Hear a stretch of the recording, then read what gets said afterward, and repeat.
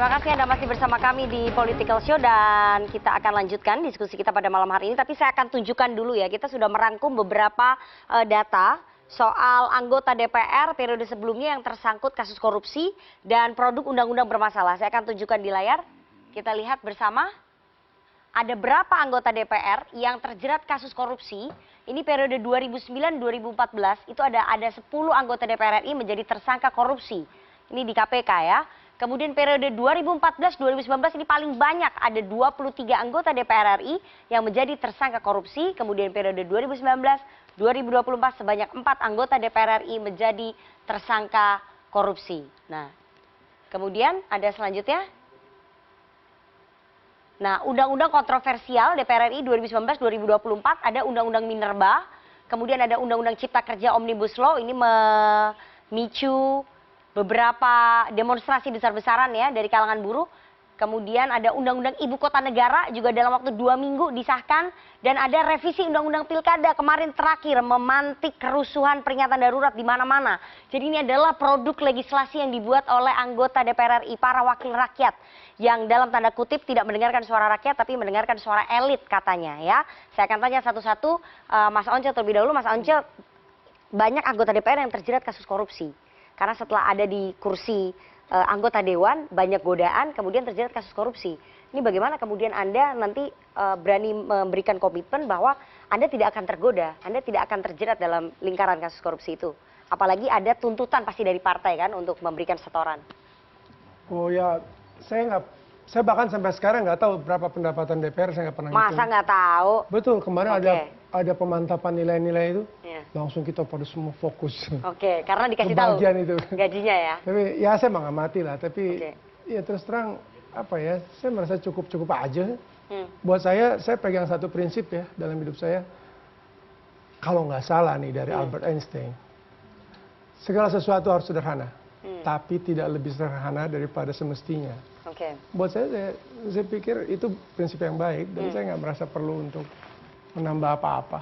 Tapi kalau misalnya kemudian partai Anda, ini kan banyak ya kalau kita temukan kasus-kasus yang menjerat anggota DPR, itu bukan hanya ke dirinya, tapi ada tuntutan dari partai, harus ada setoran terhadap partai, tekanan dari partai. Godaan, ini bagaimana? Memang godaan lebih mudah ditolak, tekanan itu yang menjadi itu ya, menjadi persoalan. Anda sudah mempersiapkan diri dengan adanya tekanan-tekanan itu? Dari awal saya sudah berpikir, memang godaan gampang lah. Kita tinggal belok kiri, belok kanan, selesai lah. Ya, tapi memang tekanan, tapi bentuk tekanan seperti apa, saya belum melihat ya. Nanti kita lihat ya. Itu kan akan berakibat pada posisi Anda ya, kalau misalnya Anda sekarang ditempatkan di posisi Komisi 10 misalnya. Ya, komisi yang Anda suka begitu, yang Anda cocok gitu. Tapi ketika Anda tidak mengikuti keinginan dari partai politik ataupun tekanan dari partai Anda bisa dipindah komisi dan itu akan tidak menyenangkan buat Anda.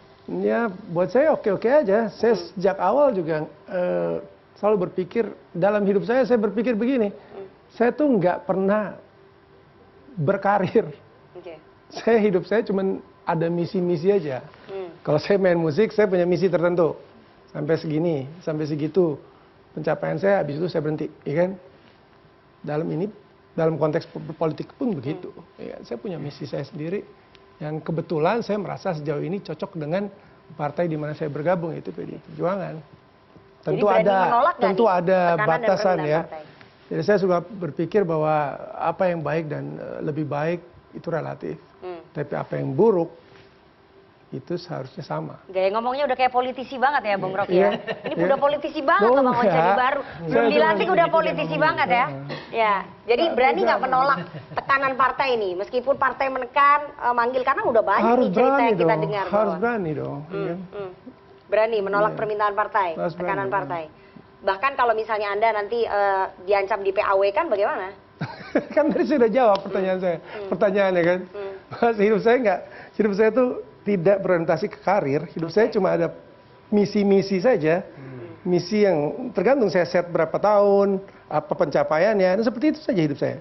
Ya terserah kalau orang mau berorientasi dengan karir, hidupnya itu ya baik buat dia, bukan buat saya. Tadi selain kasus korupsi, ada juga produk undang-undang yang bermasalah yang dihasilkan oleh DPR periode 2019-2024 sampai memicu demonstrasi besar-besaran. Seperti yang tadi disampaikan oleh Bang Refli ya, bahwa harus ada individual performance dari masing-masing anggota DPR berani mengatakan tidak, berani bersuara berbeda dengan kepentingan fraksi. Itu bagaimana? Ketika nanti pada saat voting, pengambilan keputusan di paripurna, Anda kan nggak mungkin berbeda dengan fraksi kan? Ketika undang-undang itu akan disahkan? Saya melihat itu begini ya, saya pemain baru lah istilahnya dalam dunia baru ini, berpolitik. Tapi yang saya mengerti politik itu kan sebetulnya masalah bagaimana kita surfing with the problems ya kan?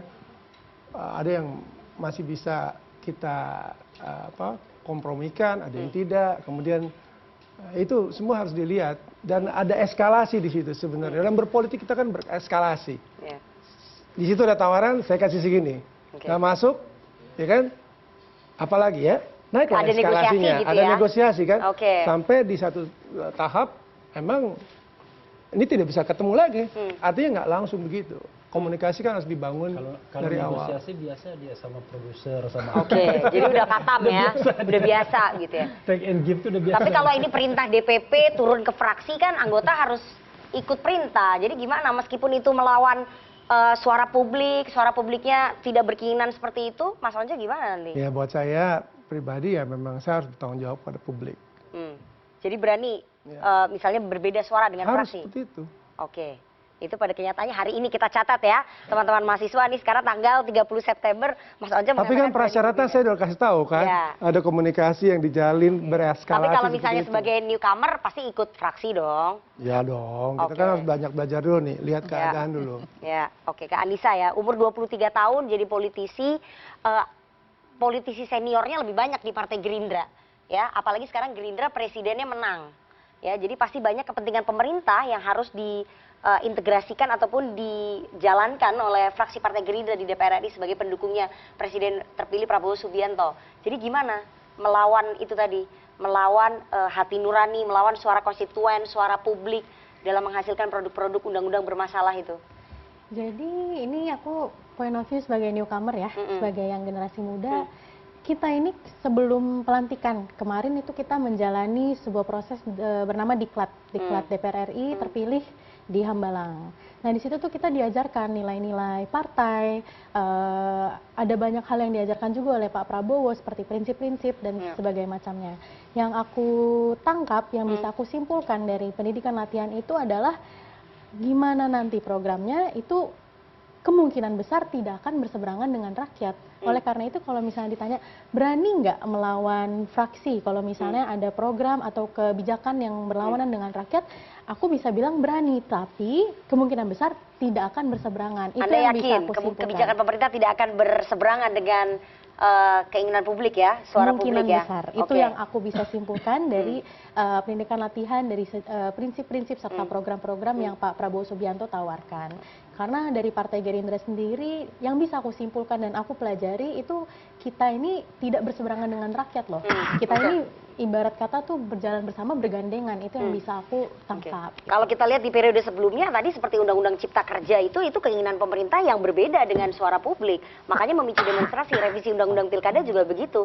Jadi sudah banyak contohnya bahwa kebijakan pemerintah akan banyak berbeda dengan apa yang diinginkan oleh rakyat atau oleh publik. Ya. Kalau misalnya saya sebagai orang pendatang baru bisa bicara yang sama seperti Pak Once. Kita ini masih baru di situ karena jadi kalau baru ikut aja. Lain. Apa bahasanya tadi?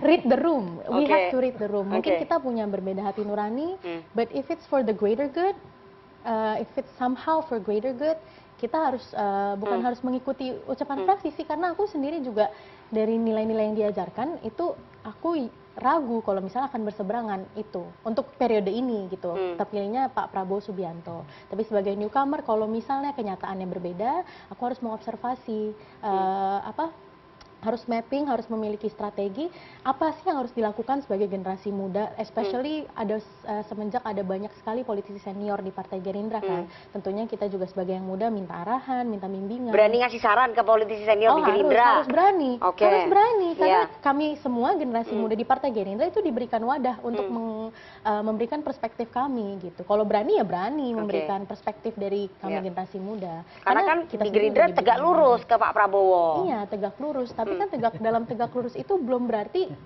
semua ucapannya itu benar dong. Kita tuh sebagai generasi muda di internal partai sendiri ya diberikan wadah dari partai untuk menyuarakan pokok pikiran kita. Karena kan berpartai kemarin itu kata Pak Prabowo, kalau saya tidak benar silahkan membengkok dari saya.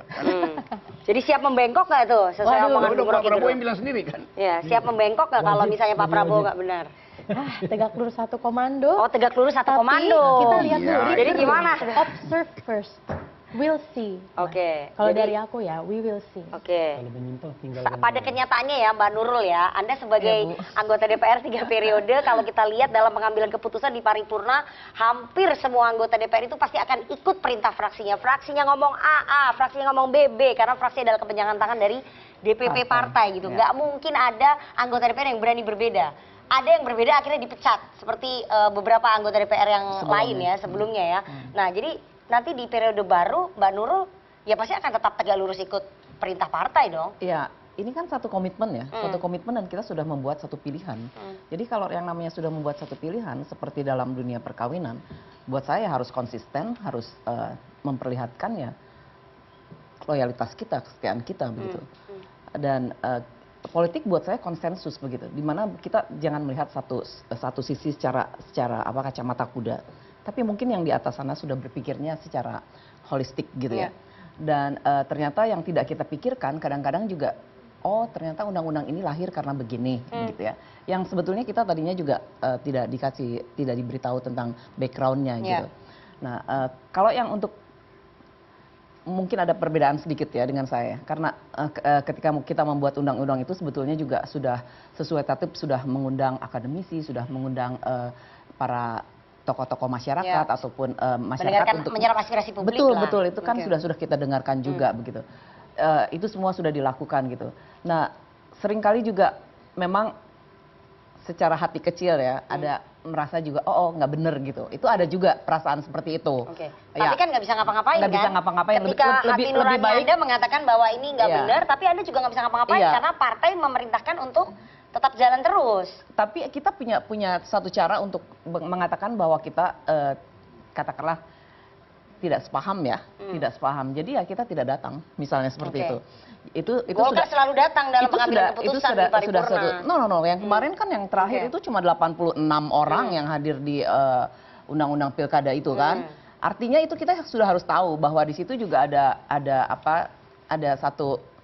satu kegalauan ya. Ya, jadi ya banyak teman-teman yang memutuskan juga tidak hadir juga gitu. Jadi kita sudah tahu lah bahwa ketika kita tidak bisa melakukan secara konfrontatif karena kita sudah berada dalam satu ikatan keluarga besar tersebut, ya kita bisa melakukannya dengan cara lain. Begitu. Suka atau tidak suka harus tetap jalan. Iya.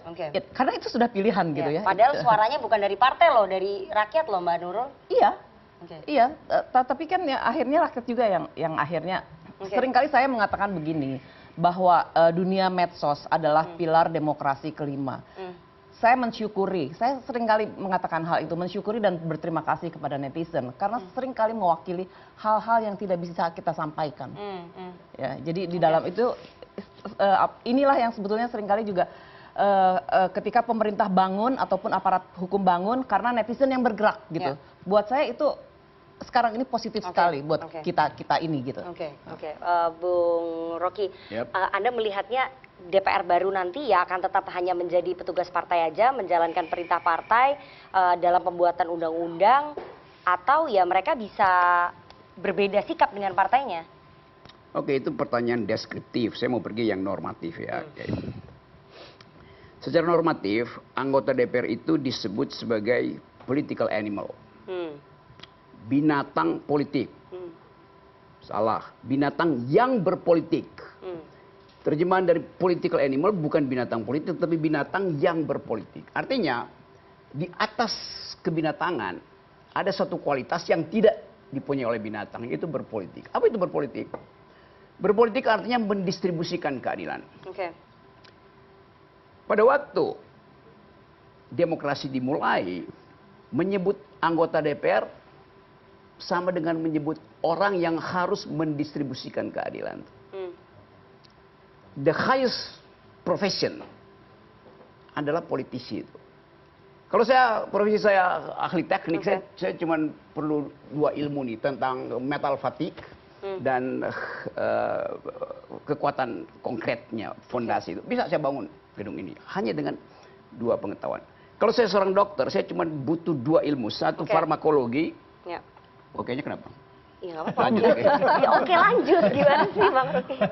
Kalau saya dokter, saya cuma perlu 2 ilmu, farmakologi dan anatomi. Ya. Selebihnya adalah urusan teknis. Tapi kalau Anda anggota DPR, Anda mesti paham semua ilmu. Karena Anda mesti distribusikan keadilan dalam perspektif semua kebijakan itu akan diganggu. Jadi Anda mesti paham kapan Anda diganggu di bidang hukum, Anda diganggu di bidang pendidikan, segala macam. Jadi betul-betul dia mesti absolut mengerti semua pengetahuan. Itu soalnya. Nah sekarang soal etiknya tadi itu. Bisa nggak anggota DPR itu bertahan dari godaan-godaan deterministik karena kebutuhan material? Nah itu ujian seseorang. Seseorang anggota DPR tidak mungkin dia jadi binatang. Pilihannya cuma 2, dia jadi di atas binatang atau jatuh di bawah binatang itu. Hanya itu pilihannya tuh.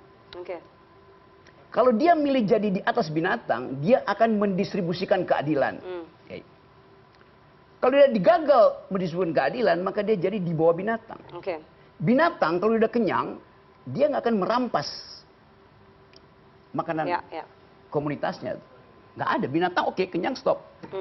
Anggota DPR yang tadi korupsi, udah kenyang tapi masih merampok. Itu artinya di bawah binatang dia tuh. Belajar pada binatang, udah kenyang cukup itu. Terima kasih. Ya.